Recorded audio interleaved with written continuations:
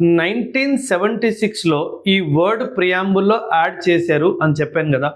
కాకపోతే మన కాన్స్టిట్యూషన్ 1949 వరకు మనం రాసుకోవడం జరిగింది. 1946 నుంచి 1949 వరకు. ఈ ఒరిజినల్ కాన్స్టిట్యూషన్లో కొన్ని ఆర్టికల్స్లో మనం ఆల్రెడీ సెక్యులరిజం గురించి రాసుకున్నాము.